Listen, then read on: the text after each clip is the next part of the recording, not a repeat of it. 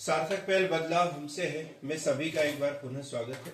और हम पढ़ रहे मध्य प्रदेश लोक सेवा आयोग प्रारंभिक परीक्षा 2026 के लिए और यूनिट 10 और इसका टॉपिक है जनजाति। सभी को पता है कि ये महत्वपूर्ण यूनिट है और इससे 10 क्वेश्चन तो बनते ही बनते हैं। कम से कम 10 बनेंगे, 12 भी हो सकते हैं क्योंकि इस यूनिट से भी 10 आएंगे, मध्य प्रदेश से या इंडियन ज्योग्राफी है इससे संबंधित भी 1-2 क्वेश्चन कहीं से बन सकते हैं। 12-13 क्वेश्चन इस यूनिट से बनते हैं, बहुत ही महत्वपूर्ण है। और यदि एमपीपीएससी में सिलेक्शन लेना है तो इस यूनिट को एक पॉइंट वाइज पढ़ना जरूरी है। कल हमने पढ़ा था अनुसूची 342, अनुच्छेद 342(1), अनुच्छेद 342(1) मैं क्या लिखा है इसमें 342(1) में? सर इसमें अनुसूचित जनजाति की परिभाषा मतलब सूची दी है कि राष्ट्रपति महोदय घोषणा करेंगे संबंधित राज्य के राज्यपाल से प्रतिवेदन प्राप्त करने के पश्चात। ठीक है, और पहला जो घोषणा हुआ था वो 1950 में हुआ था। परिभाषा किस अनुच्छेद में दी है दिनेश? अनुसूचित जनजाति की परिभाषा किस अनुच्छेद? अनुच्छेद 366(25). इसमें परिभाषित किया हुआ अनुसूचित जनजाति किसे कहेंगे? सीमा किसे कहेंगे? आपको नहीं पता, कल नहीं आए थे। तो जो 342(1) के तहत जिन जनजातियों को अनुसूची में शामिल किया जाएगा उसे ही अनुसूचित जनजाति माना जाएगा। ये परिभाषा दी है उसकी, जो 342(1) में अनुसूचित होंगे। ठीक, क्लियर एकदम? इनके लिए एक विशेष शब्द शेड्यूल ट्राइब्स का इस्तेमाल किया गया। और ये जो शब्द है शेड्यूल ट्राइब्स, ये कहां से आया? बरका भारतीय संविधान से दिया। और अंग्रेजों ने क्या दिया था? दलित। अंग्रेजों ने क्या शब्द दिया इनके लिए? दलित। आदिवासियों को पहाड़ी जनजाति कहा गया था पहले तो? जॉर्ज गियर्सन द्वारा इसे पहाड़ी जनजाति कहा गया। और इसके बाद में हम देखते हैं कि भारत के एक ठक्कर बाबा, और ठक्कर बाबा जी ने क्या कहा? आदिवासी कहा था।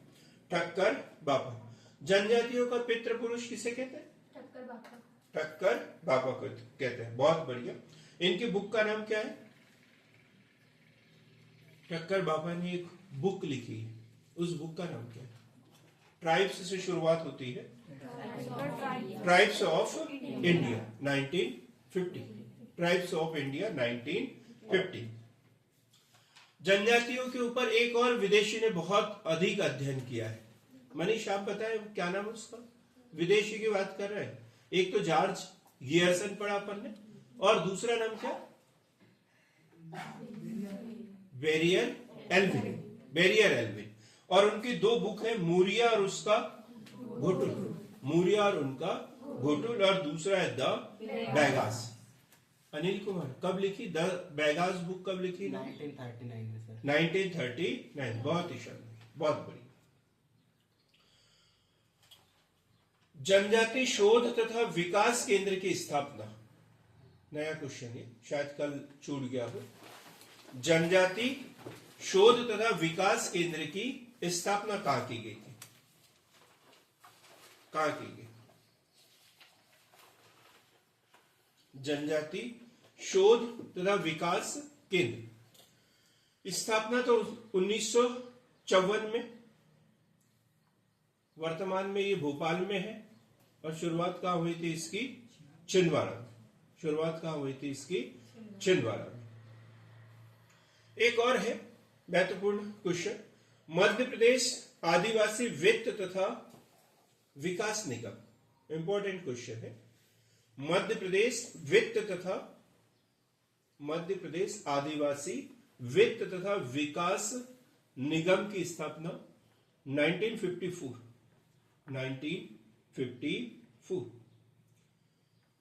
इंदिरा गांधी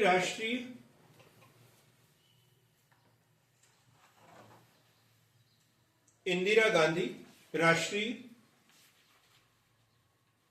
जनजाति विश्वविद्यालय किसी को पता हो तो बता दो। अमरकंटक, बहुत शानदार। कब हुई स्थापना इसकी? 2008 में। अमरकंटक किस जिले में आता है दिनेश? अनूपपुर जिले में। ठीक। इंदिरा गांधी राष्ट्रीय जनजाति विश्वविद्यालय अमरकंटक अनूपपुर, स्थापना कब हुई? 2008 में। 2008 में।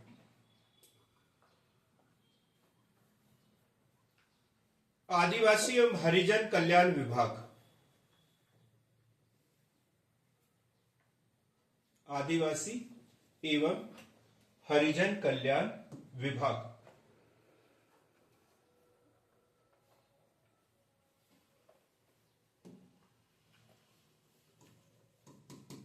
आदिवासी एवं हरिजन कल्याण विभाग, आदिवासी एवं हरिजन कल्याण विभाग। कब हुई है इसकी स्थापना? नहीं पता। इसकी स्थापना हुई है 1964। 1964 में। और अभी क्या बोलते हैं इसे? आदिम जाति कल्याण विभाग। आदिम जाति कल्याण विभाग, आदिम जाति कल्याण विभाग। और कहां पर है ये? भोपाल। आदिम जाति कल्याण विभाग। आप भीमपुर क्षेत्र में चल जाए, शाहपुर क्षेत्र में चल जाए, तो वहां किसी स्कूलों को देखते हैं तो वहां लिखा रहता है आ जा क। इसका मतलब क्या है? आदिम जाति कल्याण विभाग। तो स्थापना 1964 में। कहां पर है इसका मुख्यालय? भोपाल में। और वर्तमान में इसे क्या बोलते हैं? आदिम जाति कल्याण विभाग। आदिम जाति कल्याण विभाग। कुछ विशेष शब्द पढ़े थे अपन ने इसके लिए, जैसे आदिवासी पढ़ा अपन ने। आदिवासी तो काका कालेलकर है, ठक्कर बापा है, इन सब ने जो है जनजातियों को आदिवासी कहकर ही संबोधित किया है। जॉर्ज गियर्सन ने पहाड़ी जनजाति, और जीएस धुरिये, दवंडे जी आप बताओ, जीएस धुरिये ने क्या बोला इनको?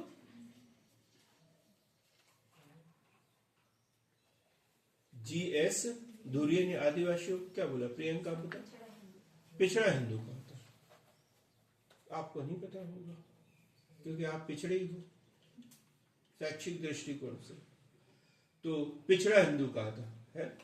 तो पहाड़ी जनजाति गियर्सन ने और पिछड़ा हिंदू जीएस धुरिये।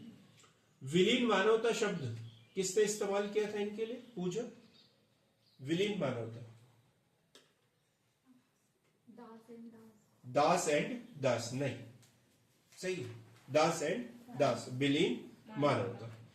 गिरिजन महात्मा गांधी ने कहा, और अनुसूचित जनजाति शब्द जो है भारतीय संविधान के द्वारा इन्हें दिया गया।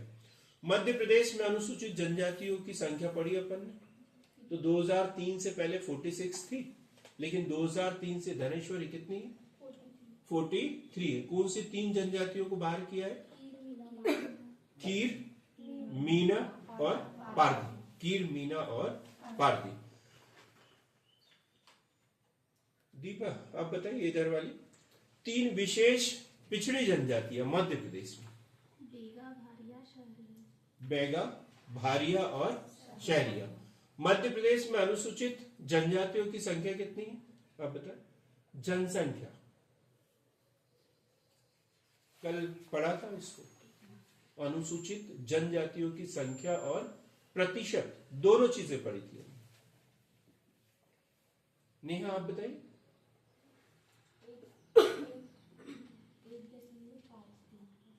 1 और प्रतिशत कितना? 21.09%। और करोड़ में कितना? 1.53 करोड़। ठीक, याद रखेंगे इसे। क्या महत्वपूर्ण विशेषताएं होती है जनजातियों की? पढ़ा अपन ने, एक समिति का गठन किया था। क्या नाम था समिति का? चंदा समिति। कब गठन हुआ था? 1960 में। भारत का पहला आदिवासी शोध संचार केंद्र, भारत का पहला आदिवासी शोध संचार केंद्र, भारत का पहला, मध्य प्रदेश का नहीं, भारत का पहला आदिवासी शोध संचार केंद्र कहां पर है? झाबुआ। कहां पर है? झाबुआ में स्थित है। विश्व का दूसरा, ये विश्व का पहला भीली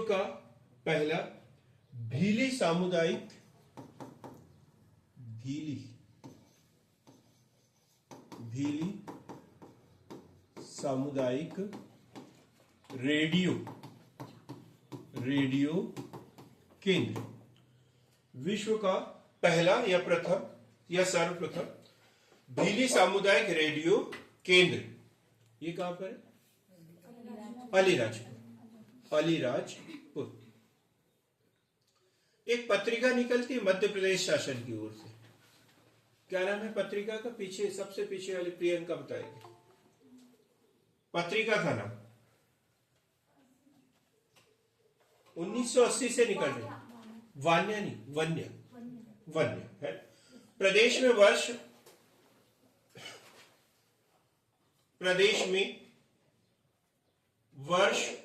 1980 से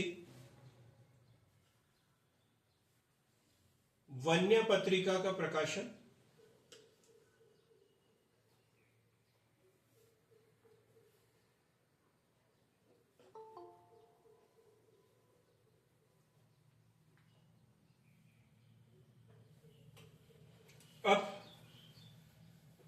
अभी पढ़ेंगे हम मध्य प्रदेश में आदिवासी क्षेत्र, ये टॉपिक है हमारा, जनजातीय प्रदेश। हाँ, मध्य प्रदेश में जनजातीय प्रदेश, मध्य प्रदेश में जनजातीय प्रदेश। और इसी तरीके से हमें लिखना भी है, शॉर्ट में लिखना है एकदम। तो सीधी सी बात है, पूर्वी, पश्चिमी, उत्तरी और दक्षिण। इसको हम पहले पूर्वी,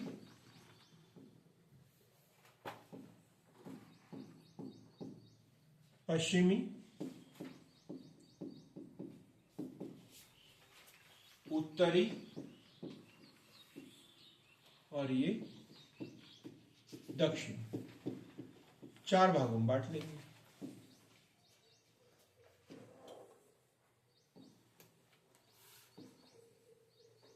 अब मध्य प्रदेश का पश्चिम की बात करें तो झाबुआ वगैरह जिले आएंगे, इसको धार, झाबुआ वगैरह। उत्तर की बात करें तो हम श्योपुर, शिवपुरी, भिंड, मुरैना को इसलिए नहीं बोलेंगे क्योंकि वहां जनजातीय क्षेत्र कम है, जनजातियां नहीं के बराबर पाई जाती है। दक्षिण की बात करें तो बैतूल, बालाघाट वगैरह, छिंदवाड़ा आएगा दक्षिण में, और पूर्व में सीधी सिंगरौली आएगा। पूर्वी जनजातीय क्षेत्र। अब 3-4 बातें इसमें। सबसे पहले देखेंगे हम जिले कौन से आते हैं इसमें। तो पूर्वी जिलों की बात करें तो इसमें शहडोल, सिंगरौली, अनूपपुर,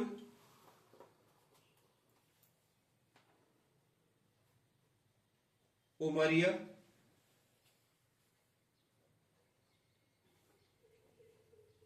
सीधी, कटनी, ये प्रमुख जिले, ये पूर्व के। ऐसे ही हम पश्चिम के जिले देखेंगे तो एक एक कॉन्सेप्ट हमारा क्लियर होना चाहिए कि पूर्व के जिले कौन से हैं, पश्चिम के जिले और उत्तर के जिले जो जनजातीय बाहुल्य वाले हैं। उत्तर में कौन से जिले आएंगे? उत्तर में हम जिले देखें तो श्योपुर, शिवपुरी, ग्वालियर, श्योपुर, शिवपुरी, ग्वालियर, गुना, भिंड, मुरैना। इसको बाद में लिखेंगे। है उत्तरी जिले, लेकिन जनजातीय जनसंख्या संख्या में भी कम है और प्रतिशत में भी कम। लेकिन यही वो जिले हैं जब हम शहरी जनसंख्या का प्रतिशत की बात करें तो सबसे पहले आते हैं। अब पश्चिमी जिले कौन से होंगे? पश्चिमी जिले तो पश्चिम में है अलीराजपुर,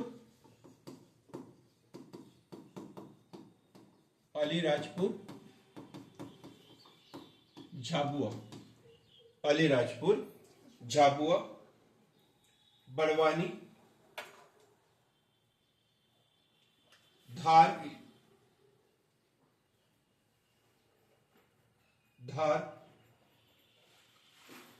खरगोन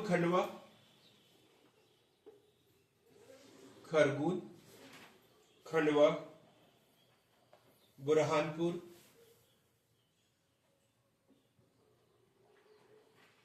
मंदसौर,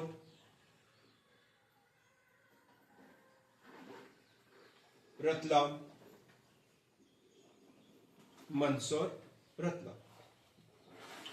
अब दक्षिण की बात करें, इसे मध्य जिले भी कहते हैं, दक्षिणी जिले भी कहते हैं।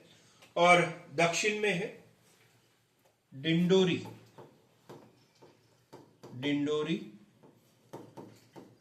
मंडला, बालाघाट,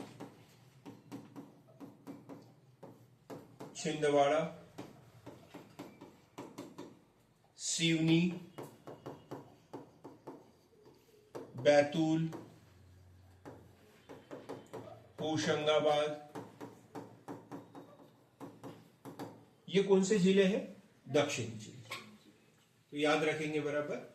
तो सबसे पहले तो हमें जनजातीय प्रदेशों की बात करना है, तो 4 है, पूर्वी, पश्चिमी, उत्तरी और दक्षिणी। तो पूर्वी जिले कौन से हैं? तो सीधी, शहडोल, उमरिया। पश्चिमी जिले कौन से हैं? तो अलीराजपुर, झाबुआ, धार, ये महत्वपूर्ण जिले। उत्तरी जिलों की बात करें तो श्योपुर, शिवपुरी, ग्वालियर, गुना।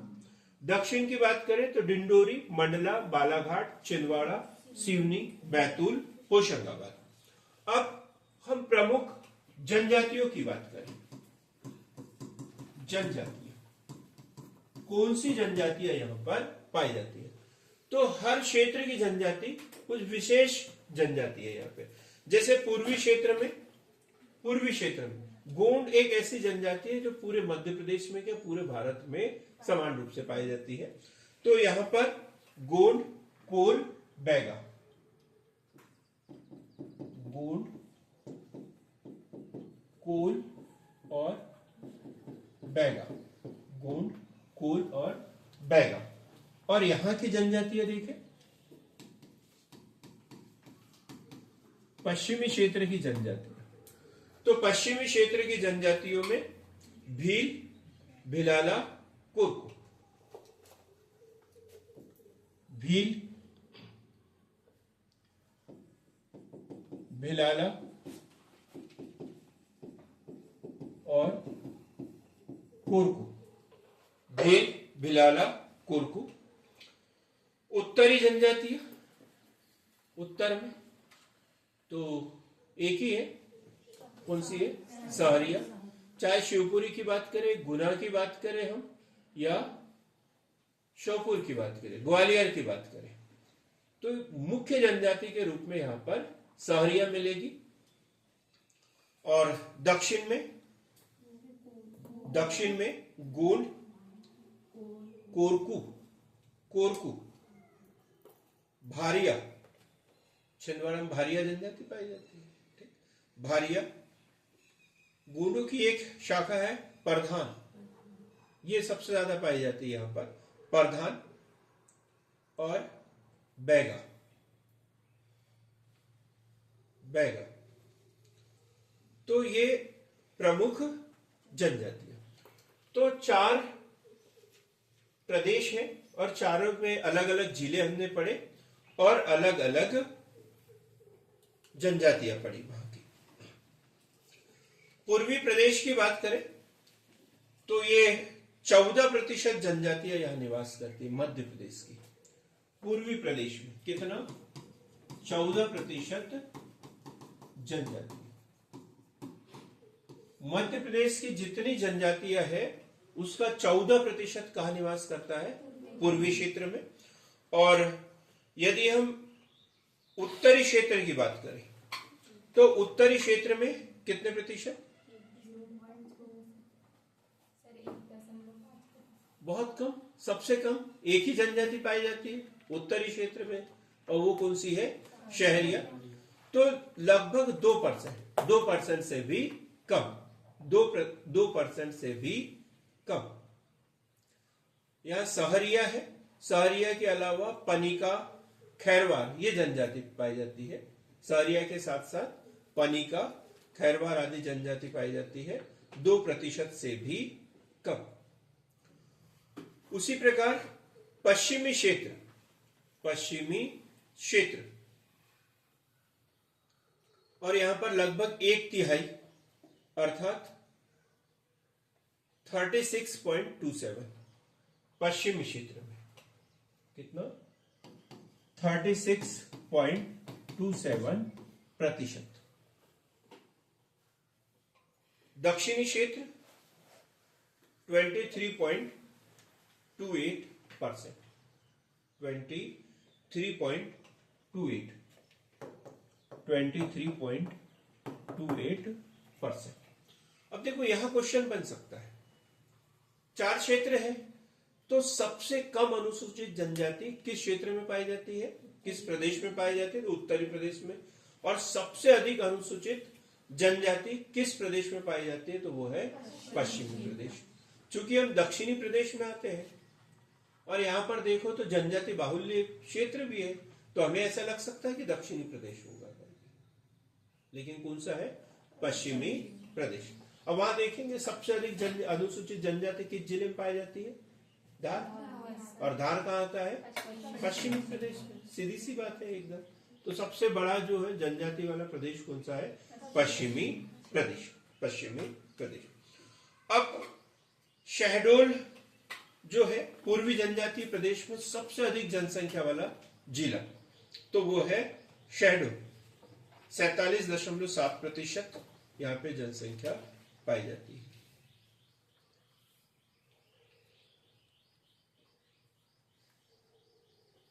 दूसरी एक और महत्वपूर्ण बात यह की कि पूर्वी जनजातीय प्रदेश जो है वहां पर साक्षरता दर सबसे अधिक है। जनजातियों में साक्षरता दर सबसे अधिक, जो लिटरेसी रेट है वो सबसे ज्यादा कहां पर है? पूर्वी प्रदेश, पूर्वी प्रदेश में। ठीक, पूर्वी प्रदेश। जनजातियों में साक्षरता का प्रतिशत सर्वाधिक पूर्वी प्रदेश में, पूर्वी प्रदेश में। यदि जिले के हिसाब से देखा जाए तो बालाघाट आता है जो दक्षिण में है, लेकिन पूरी सिर्फ जनजातियों की बात करें हम तो कौन सा आता है? पूर्वी प्रदेश। उसी प्रकार पश्चिमी प्रदेश की हम बात करें, पश्चिमी प्रदेश में विशेष रूप से यदि देखा जाए तो ये विंध्य प्रदेश और सतपुड़ा श्रेणी, विंध्य प्रदेश और सतपुड़ा श्रेणी, मालवा का पठार इसके अंतर्गत आएगा, मालवा का पठार इसके अंतर्गत आएगा। और दक्षिण की जो जनजातियां हैं ये किस प्रदेश के अंतर्गत आती है? मैकल श्रेणी, महादेव पहाड़ी और पूर्वी सतपुड़ा। पूर्वी सतपुड़ा, पूर्वी सतपुड़ा।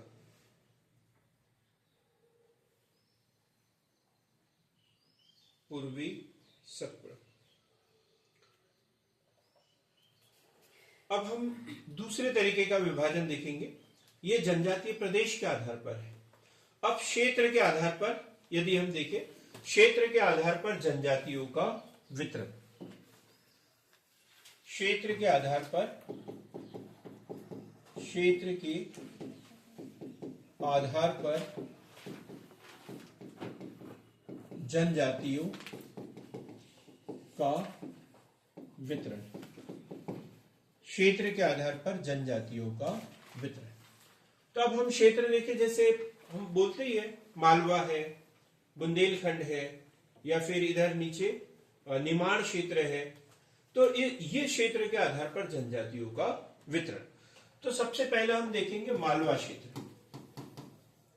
मालवा क्षेत्र, मालवा क्षेत्र। तो मालवा क्षेत्र, यहाँ की प्रमुख जनजाति जो है कौन सी होगी? मालवा क्षेत्र की, क्योंकि धार, झाबुआ ये कौन से जिले हैं? मालवा क्षेत्र के जिले हैं। और यहाँ की जनजाति कौन से? भील, भिलाल। भाई इतना ही नोट करते चलेंगे, भील, भिलाल। फिर निमाड़ क्षेत्र, दूसरा निमाड़ क्षेत्र। निमाड़ क्षेत्र, यहां पर भील, भिलाला। निमाड़ क्षेत्र की यदि हम बात करें, निमाड़ क्षेत्र पहले दो ही जिले थे, पश्चिमी निमाड़ और पूर्वी निमाड़। पश्चिमी निमाड़ मतलब पश्चिमी निमाड़ खरगोन और पूर्वी निमाड़ खंडवा। फिर इनका विभाजन हुआ तो पश्चिमी निमाड़ खरगोन और बड़वानी, खरगोन और बड़वानी, और पूर्वी निमाड़ खंडवा और बुरहानपुर, खंडवा और बुरहानपुर। तो ये निमाड़ क्षेत्र में कितने जिले आएंगे? 4, खंडवा, बुरहानपुर, खरगोन और बड़वानी। ये 4 जिले वर्तमान में। पहले 2 ही थे, पूर्वी निमाड़ और पश्चिमी निमाड़।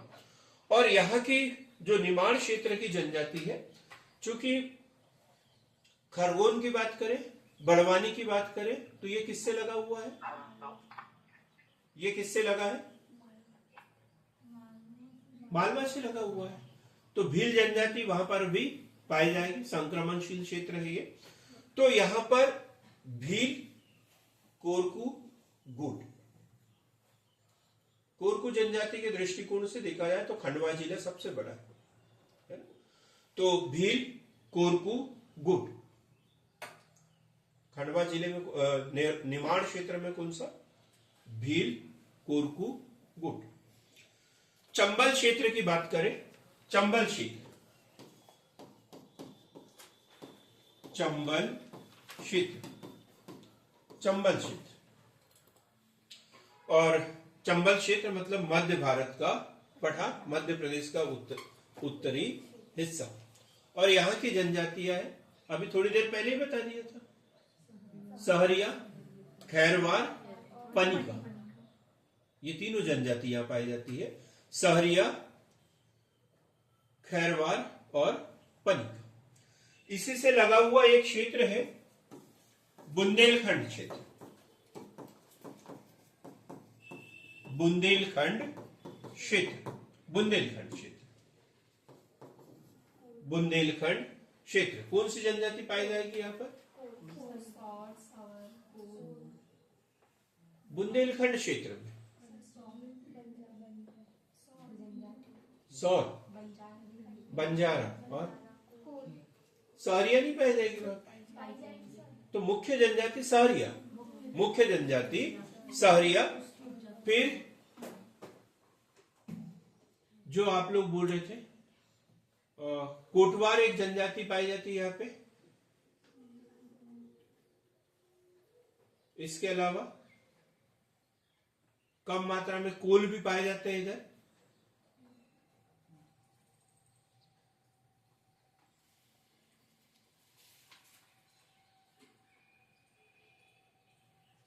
सौर, पनिका, खैरवार, ये जनजातियां पाई जाएगी। सौर यहाँ की बड़ी जनजाति है। बुंदेलखंड क्षेत्र, उसके बाद में महाकौशल क्षेत्र, महाकौशल क्षेत्र, महाकौशल क्षेत्र। हाँ दानेश्वरी जी, आप बताइए महाकौशल क्षेत्र किधर है? ये जबलपुर वाला क्षेत्र, जबलपुर के आसपास का क्षेत्र। तो पूर्वी एवं दक्षिण पूर्वी नर्मदा घाटी के आसपास का क्षेत्र इधर है ये, और इसमें बैगा,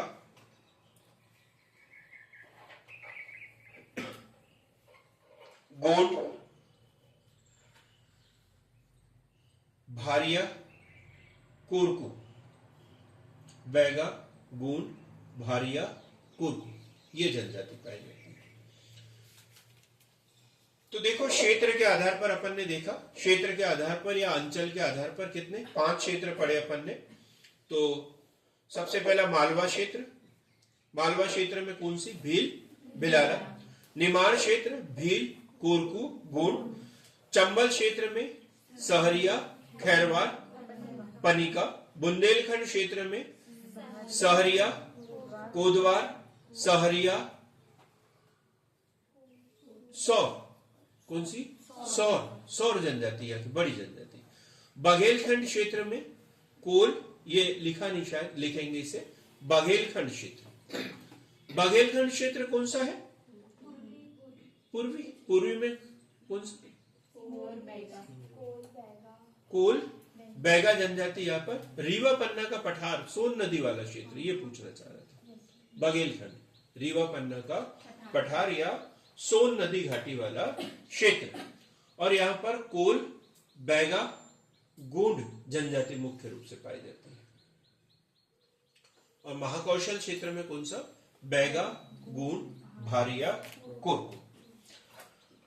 और यदि देखें तो प्रमुख जनजातियां मध्य प्रदेश की और उसके संकेंद्रण क्षेत्र, संकेंद्रण क्षेत्र मध्य प्रदेश की प्रमुख जनजातियां। तो एक तो ये होना चाहिए कि हमारी प्रमुख जनजातियां कौन सी है? प्रमुख जैसे गोंड, भील, भिलाला, सहरिया, बैगा, भारिया, कोल, सौर, ये प्रमुख जनजातियां। तो इसको भी नोट करेंगे। प्रमुख जनजाति, और दूसरा लिखेंगे क्षेत्र, और क्षेत्र में कुछ नहीं लिखेंगे, हम जिले का नाम लिखेंगे। तो सबसे पहले ये मध्य प्रदेश की दूसरी बड़ी जनजाति है, भारत की सबसे बड़ी जनजाति गोंड। इसका क्षेत्र कौन सा है अनिल? गोंड जनजाति का क्षेत्र? हाँ जी, मध्य प्रदेश में पूरे है। संपूर्ण मध्य प्रदेश। इसका क्षेत्र कौन सा होगा? संपूर्ण मध्य प्रदेश, संपूर्ण मध्य प्रदेश। संपूर्ण मध्य प्रदेश के साथ साथ संपूर्ण भारत बोलेंगे इसे, ठीक? संपूर्ण मध्य प्रदेश। अब दूसरी जनजाति कौन सी हमारी? भील। ये मध्य प्रदेश की पहले नंबर की जनजाति है, भारत के लिए दूसरे नंबर की, ठीक? तो भील, भिलाला, तो इसका जो क्षेत्र है वो है धार, झाबुआ, धार, झाबुआ, रतलाम, धार, झाबुआ, रतलाम, खरगोन, खंडवा।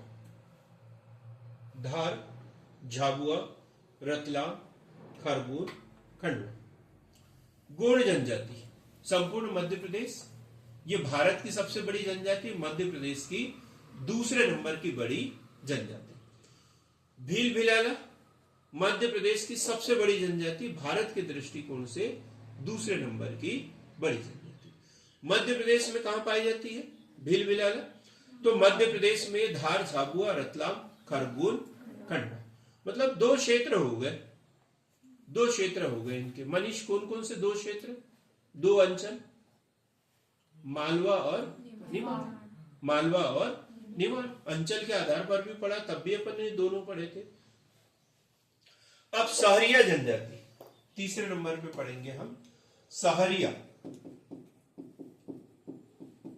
सहरिया जनजाति मध्य प्रदेश की अति पिछड़ी जनजातियों में से एक। 3 अति पिछड़ी जनजातियां हैं। कौन सी? बैगा, भारिया और सहरिया। तो ये जनजाति कहां पर सबसे ज्यादा, आप बताओ जरा। चंबल क्षेत्र में। नाम भी तो बताओ, अभी जिले वाइज पढ़ रहे हैं, क्षेत्र वाइज तो हो गया।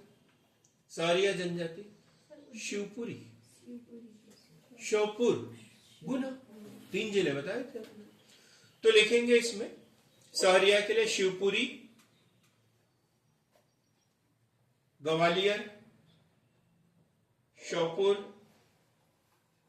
गुना, राजगढ़,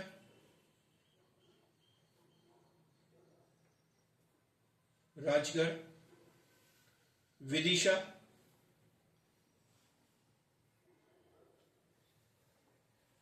मुरैना में भी पाई जाती है। क्लियर? सहरिया जनजाति। अब बैगा की बात कर रहे हैं। बैगा ये भी बड़ी जनजाति है। देखो, जब हम एक एक जनजाति को लेकर पढ़ेंगे तो ये सारी चीजें उस समय याद आना चाहिए, और ये यदि याद नहीं रहता है तो वो बड़ा कठिन टॉपिक हो जाएगा। और यदि ये पहले से हमें याद रहेगा तो फिर ऐसा लगेगा कि ये तो हमने पढ़ा है, सर दोबारा पढ़ा रहे हैं, इस तरीके से लगेगा आप लोगों को। तो बैगा जनजाति ये कहां पाई जाती है सबसे अधिक? बालाघाट। और बताएं। बैगा जनजाति शहडोल, मंडला, सीधी, बालाघाट, सभी जिले सही बताए आपने। शहडोल, मंडला, सीधी, बालाघाट। भारिया जनजाति, भारिया मध्य प्रदेश की अति पिछड़ी जनजाति। ये तीनों अति पिछड़ी जनजातियां सहरिया, बैगा और भारिया। तो भारिया जनजाति छिंदवाड़ा, जबलपुर, मंडला, छिंदवाड़ा, जबलपुर, मंडला। कोल जनजाति नाम तो हम बहुत कम सुनते हैं, लेकिन मध्य प्रदेश की तीसरे नंबर की बड़ी जनजाति है कोल। कोल जनजाति पहले नंबर पे भील बिलाल, दूसरे नंबर पे गोंड और तीसरे नंबर पर कोल। तो कोल जनजाति कहां पाई जाएगी? अब अपन ने क्षेत्र के आधार पर देखा तो बघेलखंड में देखो क्या क्या पढ़ा। कोल पढ़ा ना अपन, ठीक है। पूर्वी क्षेत्र में भी पढ़ा होगा। तो देखो एक दूसरे से रिलेटेड है ये। जैसे इन्होंने बनाया, एक मैप बना लिया पढ़ते पढ़ते, और उसके आधार पर मैं पूर्वी क्षेत्र बोल रहा हूं तो उन्होंने पूर्व के जिले और ये वो सब लिखना शुरू कर दिया। तो इस तरीके से यदि हम तैयारी करते तो बड़ा आसान हो जाता है, एकदम दिमाग में चलते रहता है। किसी भी क्षेत्र के आधार पर पूछे या प्रादेशिक क्षेत्र के आधार पर पूछे, जिले के आधार पर पूछे, सब में एक ही तो आएगा एकदम। तो कोल जनजाति रीवा, सतना, शहडोल, सीधी। रीवा, सतना, शहडोल, सीधी, कोल जनजाति। अब सौर अभी पढ़ा था अपन ने, सौर जनजाति किस क्षेत्र में पढ़ा था अपन ने? बुंदेलखंड क्षेत्र में। अब बुंदेलखंड के जिले पढ़ लेंगे इसको। तो सौर, तो बुंदेलखंड के जिले छतरपुर। बुंदेलखंड का मुख्य जिला कौन सा? छतरपुर। पन्ना, टीकमगढ़, सागर, दमोह। अब देखो एक साथ 2-3 जगह हमारे बात क्लिक करना चाहिए। बघेलखंड में कौन से जिले आएंगे, अभी पढ़ा अपन ने, सतना, रीवा, पन्ना। ठीक। बुंदेलखंड में कौन से आएंगे, तो ये जिले आएंगे, कौन से, छतरपुर, सागर, दमोह, ये बुंदेलखंड के जिले। तो बुंदेलखंड में सौर जनजाति है। सौर जनजाति कौन कौन से जिलों में, छतरपुर, पन्ना, टीकमगढ़, सागर और दमोह। पन्ना में लोग बाग कंफ्यूज हो जाते हैं, बुंदेलखंड का जिला इसे स्वीकार करने के लिए तैयारी नहीं होती, लेकिन इसका कुछ पार्ट जो है वो बघेलखंड के अंतर्गत आता है, लेकिन मुख्य जिला काय के अंतर्गत आता है, ये बुंदेलखंड के अंतर्गत। इसके बाद हम देखेंगे कोरकू। ये जनजाति भी बड़ी फेमस जनजाति है, कोरकू। सौर के बाद में कोरकू, कोरकू जनजाति हमारे बीच में भी बैठे, तो मतलब बैतूल में है। ठीक, तो लिखेंगे खंडवा, बैतूल, खंडवा, बैतूल, देवास, नर्मदापुरम, खंडवा, बैतूल, देवास, नर्मदापुरम, कोरकू जनजाति। ये क्वेश्चन पूछा गया है कई बार एग्जाम में। कोरकू जनजाति नर्मदा नदी के दक्षिण में, नर्मदा नदी के दक्षिण में ये जनजाति पाई जाती है। नर्मदा नदी के आसपास तो गोंड जनजाति, और नर्मदा नदी के दक्षिण में कोरकू जनजाति। ठीक। इसके बाद है अगरिया। अगरिया एक जनजाति है, अगरिया। अगरिया, यहां से भी क्वेश्चन बनता है, आग से बना हुआ है ये शब्द अगरिया। काय का काम करते हैं ये, लोहे का काम करते हैं ये। एक देवता होता है इनका, कौन सा, लोहा। आगे पढ़ेंगे डिटेल में। तो अगरिया जनजाति मंडला, सीधी, शहडोल। मंडला, सीधी, शहडोल। एक है पनिका जनजाति, पनिका, पनिका जनजाति। इसके जिले लिखेंगे शहडोल, सीधी,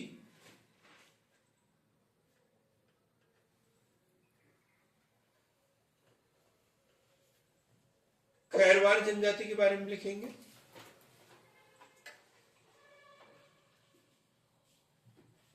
सीधी,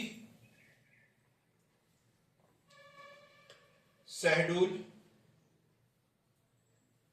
पन्ना, छतरपुर।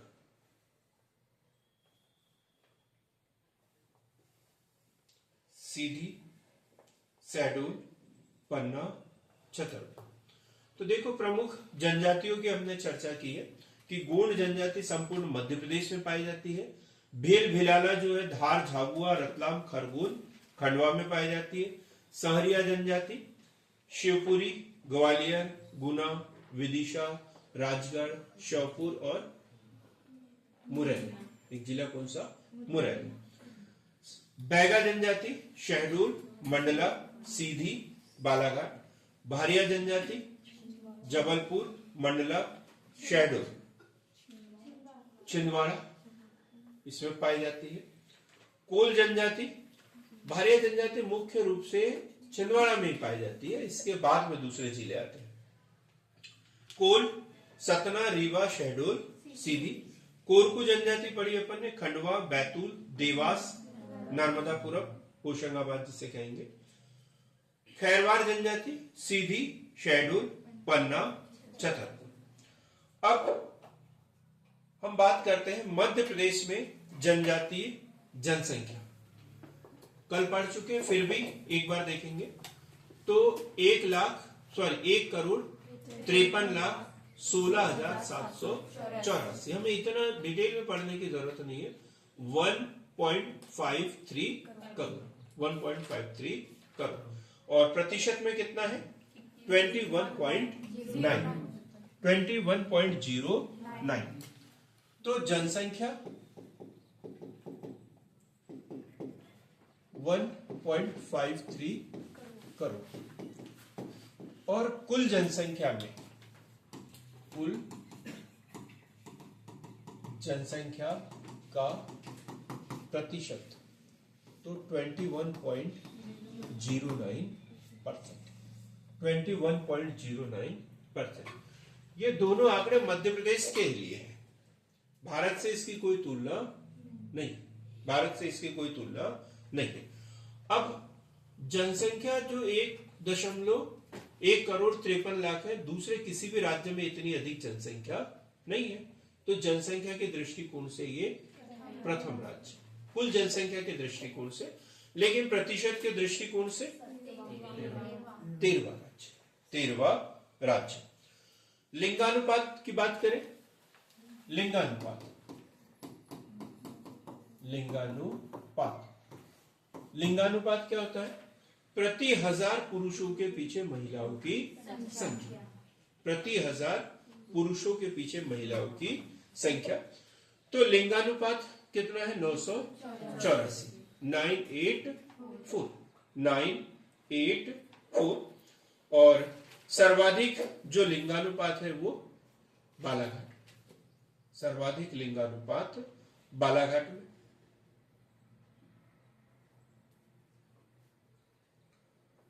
अधिकतम जनजातीय जनसंख्या वाला जिला पढ़ लिया अपन ने, कौन सा है? धार। 12 लाख। कितनी जनसंख्या यहाँ पे? 12,22,000। 12,22,000। और न्यूनतम जनसंख्या कहां पर? भिंड में। ये भी पढ़ लिया था अपन ने। 6,131, मात्र 6,131 लोग रहते हैं। बालाघाट, ये धार में कितने? 12,22,000 और भिंड में 6,131। मध्य प्रदेश की शहरी जनसंख्या का प्रतिशत, शहरी जनसंख्या का प्रतिशत 6.8%। जो 1 करोड़ 53 लाख जो जनसंख्या है हमारी, उसमें से मात्र 10.40 लाख लोग शहरों में रहते हैं, बाकी सब कहां रहते हैं? गांव में रहते हैं। तो प्रतिशत के हिसाब से देखा जाए तो 6.8%।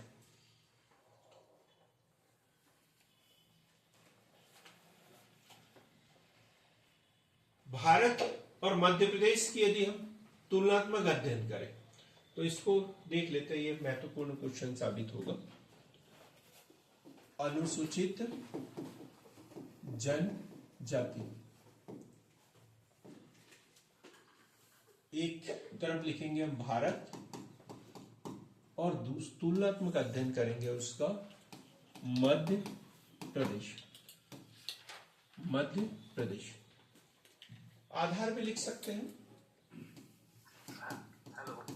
आधार भी लिख सकते हैं, ठीक। नंबर 1 पे देखेंगे हम जनसंख्या। जनसंख्या तो भारत में कितनी जनसंख्या है अनुसूचित जनजातियों की? 10.4 करोड़। 10.4 करोड़। और मध्य प्रदेश में कितना पढ़ा अपन ने? 1.53 करोड़, ठीक है, यही पढ़ा अपन ने, 1.53 करोड़। फिर दूसरा देखेंगे प्रतिशत। प्रतिशत तो प्रतिशत के आधार पर यदि देखें तो 8.6%। और मध्य प्रदेश में कितना पड़ा अपन ने? 21.09%। 21.09%। भारत की कुल जनसंख्या का कितना? भारत की कुल जनसंख्या का तो ये तो यही का ही आएगा, कुल जनसंख्या का 8.6% है। लेकिन भारत में जो 10.4 करोड़ है उसमें से 1.53 करोड़ अकेले मध्य प्रदेश में है, तो भारत की कुल जनसंख्या का कितना? 14.7%। भारत की कुल अनुसूचित जनजाति जो है उसका मध्य प्रदेश में, अकेले मध्य प्रदेश में कितना पाया जाता है? 14.7%। 0.70% या 14.7%। इसलिए तो ये सबसे अधिक अनुसूचित जनजाति वाला प्रदेश कहलाता है। ठीक, क्योंकि सबसे अधिक जनसंख्या पाई जाती है, सबसे अधिक जनसंख्या, पूरी जनसंख्या का प्रतिशत कितना है ये 14.7%।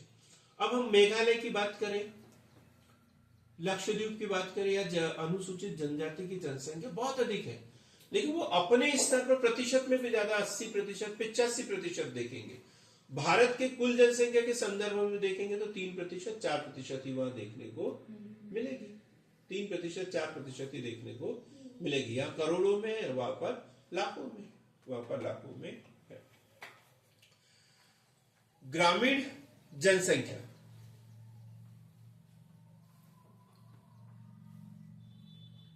ग्रामीण जनसंख्या,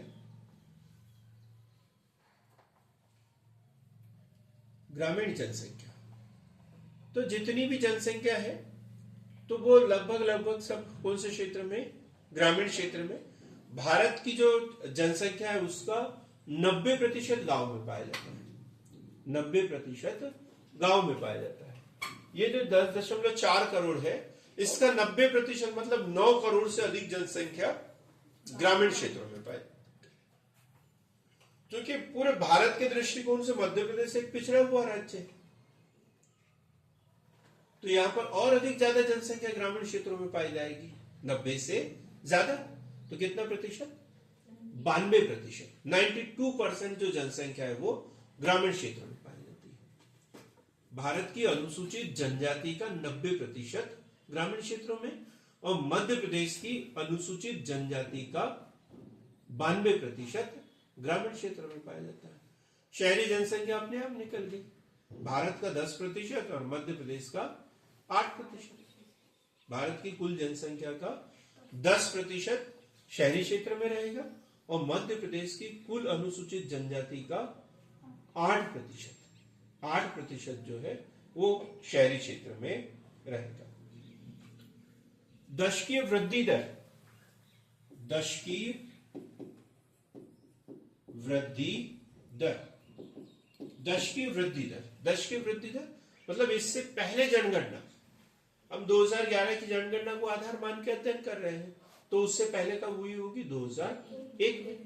तो 2001 की जनगणना में कितनी वृद्धि हुई है? दशकीय वृद्धि दर प्रतिशत में देखते हैं तो भारत में 23.66% की वृद्धि हुई है। भारत की जनसंख्या में 23.66% की वृद्धि हुई है, जबकि मध्य प्रदेश की जनसंख्या में 25.20% की वृद्धि हुई है। मध्य प्रदेश में 25.20% की वृद्धि हुई है। लिंगानुपात देखिए, भारत में अनुसूचित जनजाति का लिंगानुपात, इसमें तो आगे है, इसमें आगे है। उसका कारण क्या हो सकता है? उसका कारण क्या है? लिंगानुपात जो है, जैसे जो विकसित जिले होते हैं वहां कम होता है, और जो पिछड़े जिले हैं वहां पर ज्यादा होता है लिंगानुपात। जो उच्च वर्ग के लोग, जिसे हम संपन्न वर्ग कहते हैं, वह लिंगानुपात हमें कम देखने को मिलता है, और जो पिछड़े वर्ग के लोग, जहाँ गरीबी जहां ज्यादा देखने को मिलते हैं, वहां पर लिंगानुपात ज्यादा होता है। तो इसका मतलब क्या है? ईश्वर ने तो बालक और बालिका के बीच में कोई भेदभाव नहीं किया। भेदभाव कहां उत्पन्न हुआ है? जागरूकता के साथ में उत्पन्न हुआ है। और बोलते हैं कि हमें लोगों को जागरूक करना है, जबकि जागरूक लोगों में ही ऐसी कमियां देखने को मिलती है। उसका कारण क्या है? चिकित्सा सुविधाओं का विकास, चिकित्सा सुविधाओं का विकास। हर जो हॉस्पिटल होता है वहां लिखा हुआ रहता है क्या भ्रूण का लिंग परीक्षण करना कानूनन अपराध है।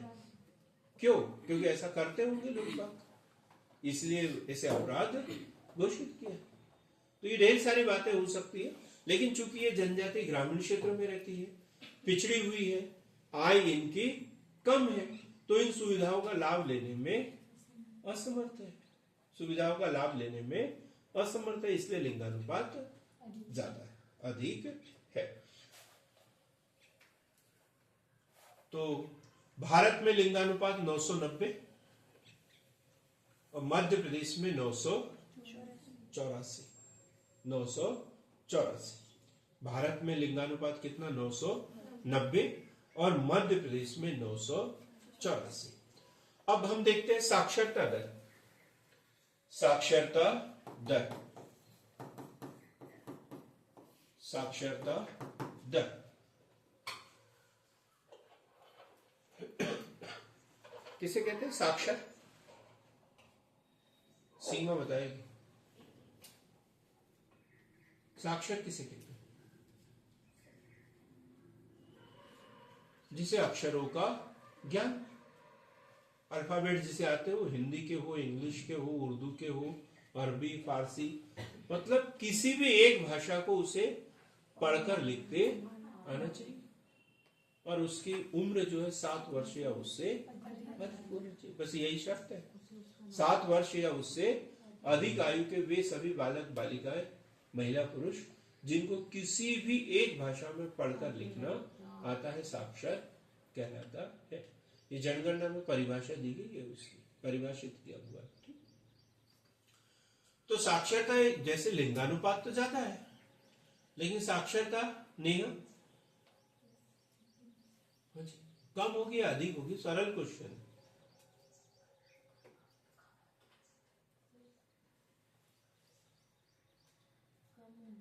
साक्षरता कम, साक्षरता क्या है?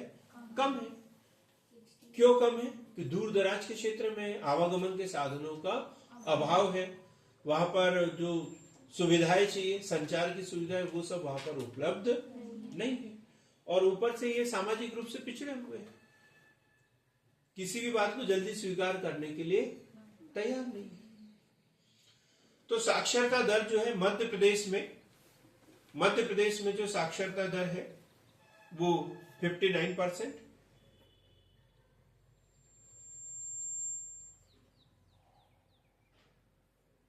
और सॉरी, ये भारत में है 59, भारत में 59 है, और मध्य प्रदेश में है 50.55%। अनुसूचित जनजाति की साक्षरता दर बहुत कम। अभी तो और बढ़ गई होगी, 2021 की जनगणना के आंकड़े हमारे पास है नहीं, नहीं तो उसके अनुसार कुछ तो इजाफा होता। जनसंख्या घनत्व देखेंगे हम। जनसंख्या घनत्व, ये भी पारिभाषिक शब्द है, जनसंख्या घनत्व। मैडम आप बताइए क्या होता है जनसंख्या घनत्व? सबसे पीछे जनसंख्या घनत्व।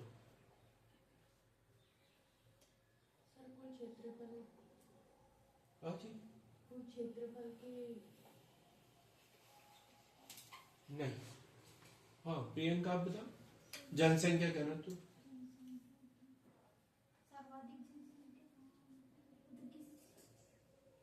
धनेश्वरी को गुस्सा आ रहा है, बोले कहाँ के कहाँ फंस गई, मैं किधर बैठ गई आज।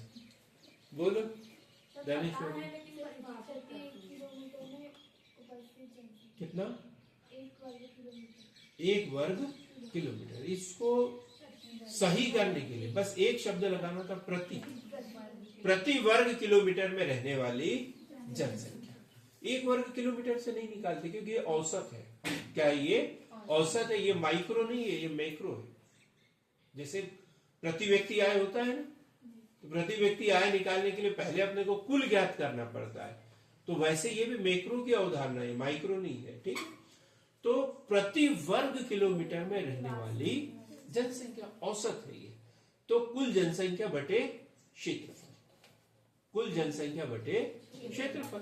जनसंख्या घनत्व निकालने का फार्मूला क्या है? कुल जनसंख्या बटे क्षेत्रफल। जैसे मध्य प्रदेश की जनसंख्या 7 करोड़ है, ठीक है, और क्षेत्रफल 2,32,000 जो है उसका, तो इस 3,32,000 इसका भाग दे देंगे। ठीक, तो इससे क्या मिलेगा हमें? जनसंख्या घनत्व। ठीक, तो प्रति वर्ग किलोमीटर में रहने वाली जनसंख्या। तो जनसंख्या घनत्व जो है, अब ये दूर दराज के क्षेत्र में रहते हैं, छोटे छोटे टोले गांव होते हैं, तो जनसंख्या घनत्व कैसा होगा यहाँ पे? विरल। जैसे शहरी क्षेत्र में जनसंख्या घनत्व तो 6,000 7,000 व्यक्ति प्रति वर्ग किलोमीटर पाया जाता है, और यहाँ पर गांव में जनसंख्या घनत्व कम देखने को मिलता है। तो भारत के दृष्टिकोण से देखा जाए तो 32 प्रति वर्ग किलोमीटर, 32 प्रति वर्ग किलोमीटर, और मध्य प्रदेश में 50 व्यक्ति प्रति वर्ग किलोमीटर, 50 प्रति वर्ग किलोमीटर। कुल अनुसूचित जनजातियों की बात करें, कल भी पढ़ा था, भारत में कितनी है? 705, और मध्य प्रदेश में कितनी है? 43। मध्य प्रदेश में कितनी है? 43। क्लियर है यहां तक एकदम? भारत और मध्य प्रदेश का तुलनात्मक अध्ययन। कल जो क्वेश्चन बताए थे मैंने, नीतीश कुमार ने ग्रुप में भी शेयर किए थे कि ऐसे क्वेश्चन बनते हैं मेंस में। देखा था आपने ग्रुप में? जो 2012 की पीएससी का भी क्वेश्चन बताया कि ये इतनी जनजातियां हैं और इनकी विशेषताएं इन आधारों पर लिखना। तो ये क्वेश्चन एकदम एज इट इज ऐसे के ऐसे ही बनते हैं, तो हमें इसी तरीके से एकदम टू द पॉइंट लिखना भी है, उसे याद भी करना। अब कुछ फैक्ट हम नोट करेंगे। सर्वाधिक जनजाति वाले जिले, तो जैसे आज ही सुबह सुबह एक क्वेश्चन पूछा था, उसमें धार दिया हुआ नहीं था, है? धार दिया हुआ नहीं था, सॉरी अलीराजपुर दिया हुआ नहीं था, प्रतिशत के आधार पर पूछा था। तो दूसरा जिला वो आएगा, दूसरा भी नहीं दिया तो फिर तीसरा आएगा। कम से कम 3 जिले, सबसे शुरुआत वाले, बढ़ते क्रम वाले, और सबसे 3 पिछले वाले, घटते क्रम वाले भी 3 जिले हमें पता होना चाहिए। तो मध्य प्रदेश में सर्वाधिक अनुसूचित जनजाति वाले 3 जिले, मध्य प्रदेश में सर्वाधिक अनुसूचित जनजाति वाले जिले, तो 1, 2 और ये 3, इतना तो हमें पता ही होना चाहिए। तो 3 जिले हैं, धार, बड़वानी, झाबुआ। धार, बड़वानी, झाबुआ।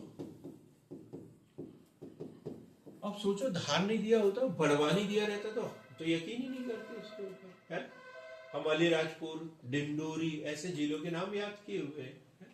तो कौन से 3 जिले सबसे अधिक अनुसूचित जनजाति वाले? धार, बड़वानी, झाबुआ। धार की जनसंख्या बता दी थी 12,22,000, है? ऐसे ही बड़वानी की जनसंख्या 9 लाख और झाबुआ की जनसंख्या 8 लाख। झाबुआ की जनसंख्या लगभग 8 लाख। अब न्यूनतम वाले जिले देखते हैं। न्यूनतम जनसंख्या वाले जिले, न्यूनतम जनसंख्या वाले जिले, इसमें भी हम 1, 2 देखेंगे। कल तो हमने इसमें से एक पढ़ लिया, कौन सा? भिंड। फिर लोगों को लगेगा कि इसका एक जोड़ी था। भिंड के बाद में कौन सा आएगा? मुरैना, है ना? यही बोलेंगे लेकिन गलत है, दतिया है। हाँ जी, तेरे तीसरे नंबर पे है वो। भिंड, दतिया, मुरैना।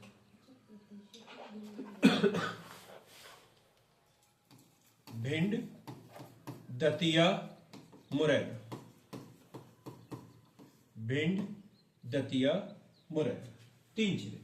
सबसे अधिक जनसंख्या वाले धार, बड़वानी, झाबुआ, और न्यूनतम जनसंख्या वाले जिले कौन से हैं? भिंड, दतिया, मुरैना। भिंड, दतिया, मुरैना। अब प्रतिशत वाले, सर्वाधिक प्रतिशत जनसंख्या वाले जिले, अभी सुबह क्वेश्चन पूछा था यहां से। तो 1, 2 और ये 3। तो प्रतिशत में अलीराजपुर, झाबुआ, बड़वानी, अलीराजपुर, झाबुआ बड़वानी। अलीराजपुर, झाबुआ बड़वानी। यहां से क्वेश्चन पूछा था पिछले बार के एग्जाम में। बड़वानी, बड़वानी। अब न्यूनतम आएगा,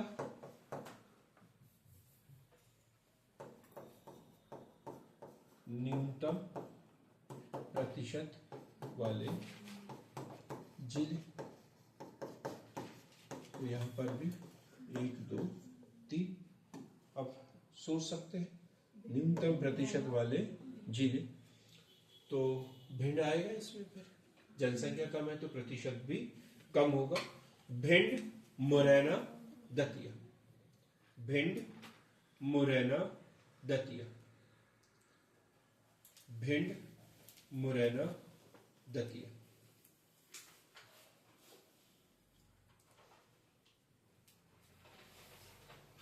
भिंड, मुरैना, दतिया।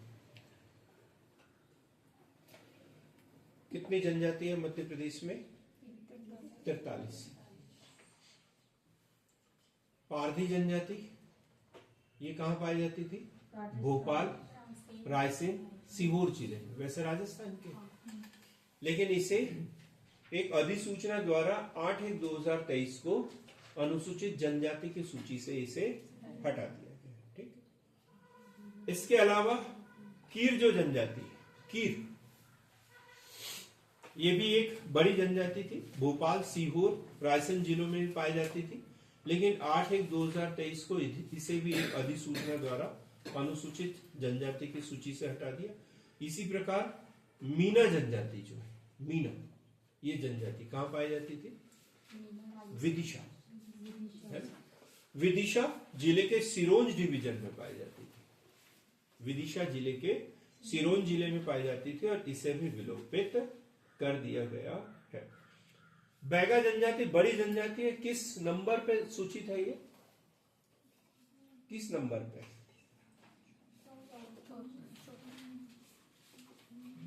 बैगा जनजाति 3 नंबर पे है। कौन से नंबर पे? 3। पहले नंबर पे अगरिया, तीसरे नंबर पे बैगा, 5वें नंबर पे भारिया। देखो, जब मैंने बताया था, जब अनुसूचित जनजाति का हम जाति प्रमाण पत्र देते तो उसके ऊपर क्रमांक लिखा हुआ रहता है। तो जो महत्वपूर्ण जनजातियां है इसका क्रमांक हमें पता होना चाहिए। कल हमने पढ़ा था एक युवा ग्रह के बारे में। यहां से भी एक क्वेश्चन तैयार करते हैं। युवा ग्रह, युवा ग्रह, युवा ग्रह। और हर जनजाति का अपना एक युवा ग्रह है। तो एक है घोटुल, दूसरे नंबर का युवा ग्रह बताया जरा। धांगर बासा, धांगर बासा। तीसरे नंबर पे पढ़ेंगे रंग बंग। चौथे नंबर पे धूम कोरिया, धूम कोरिया। और आगे कौन सा बताया? गति ओरा, गति ओरा। याद है आप लोगों को? बड़ी अच्छी बात है, होना भी चाहिए। तो ये जो है इनके युवा ग्रह, लेकिन अलग अलग जनजातियों से संबंधित है। तो घोटुल जो है वो मुड़िया, घोटुल जो है ये मुड़िया,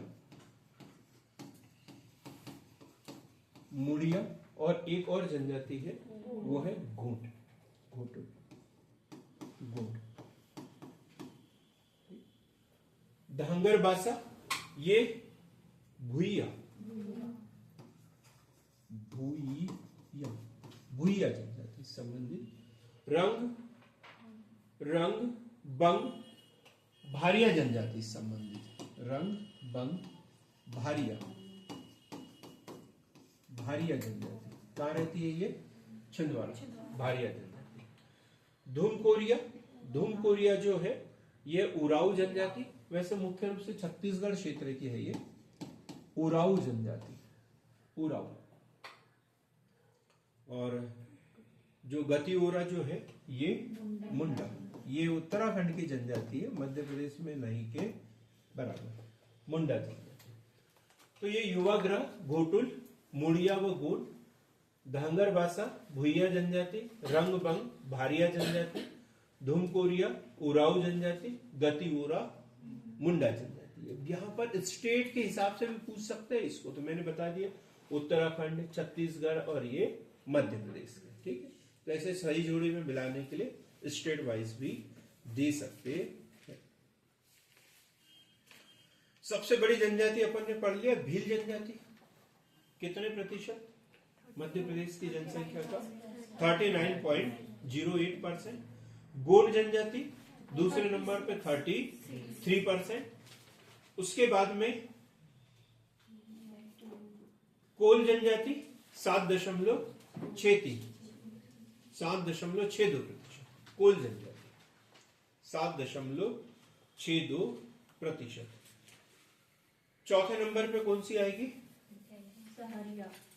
चौथे नंबर पे सहरिया जो है 4.01%। बैगा जो है 2.71%। कोरकू है 4.77%। तो चौथे नंबर पे कोरकू, पांचवें नंबर पे सहरिया और छठवें नंबर पे आएगा बैगा। छठवें नंबर पे बैगा। तो ये प्रमुख जनजातियां, ये भी हमें पता होना चाहिए। भील, गोंड, कोल, कोरकू, सहरिया, बैगा, ये प्रतिशत के हिसाब से। क्या क्या बताएं पंकज? क्या कर दिया, मुझे समझ नहीं दिया। कौन सी जनजातियों का प्रतिशत बताया ना मैंने, प्रतिशत के हिसाब से बता दो। सबसे पहले भील, उसके बाद गोंड, उसके बाद कोल, कोरकू, सहरिया, बैगा। सहरिया और बैगा, ये प्रतिशत के हिसाब से हमारे यहाँ की जनजाति है।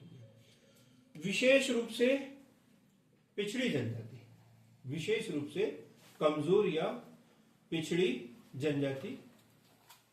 3 जनजातियां पढ़ी अपन ने। पूरे भारत में तो 76 है और उसमें से मध्य प्रदेश में कितनी है? 3। और आधार क्या है इसका? इसका आधार जो है वनों पर निर्भरता, कृषि की पुरातन पद्धति, जनसंख्या की घटती दर, इनकी जनसंख्या बढ़ने की बजाय घट रही है, साक्षरता का निम्न दर और दुर्गम स्तर, दूरस्थ, बहुत अधिक अंदरूनी क्षेत्रों में निवास करती है। कौन कौन सी है मध्य प्रदेश में? बैगा, भारिया और शहरिया। एक जनजाति है सबसे अधिक संवेदनशील। संवेदनशील किसे कहते हैं? वनरेबल, एक दिन बताया था, डरा हुआ।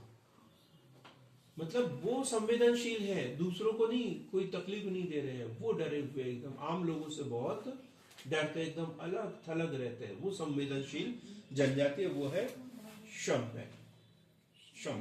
ठीक है।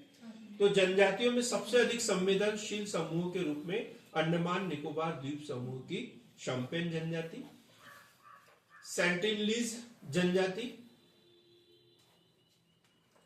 और जारवा।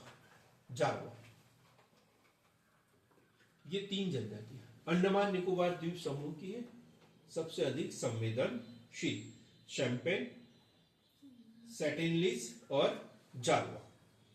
ओडिशा की बोडो,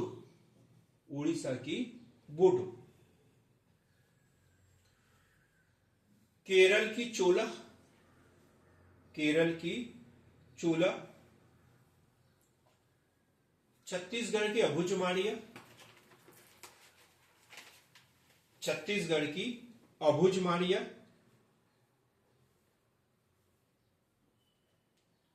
और झारखंड की बिरघिर, बिरघिर, बिरघिर। ये जो जनजातियां हैं वो अति संवेदनशील जनजातियों में मानी जाती है। इनकी जनसंख्या बढ़ने के बजाय कम हो रही है, कम हो रही है। ठीक है, आज के लिए इतना ही। अगली जो क्लास होगी हमारी, उसमें हम जनजातियों से संबंधित संवैधानिक प्रावधान पढ़ेंगे और एक एक जनजाति को टारगेट करते हुए पढ़ेंगे। बहुत बहुत धन्यवाद।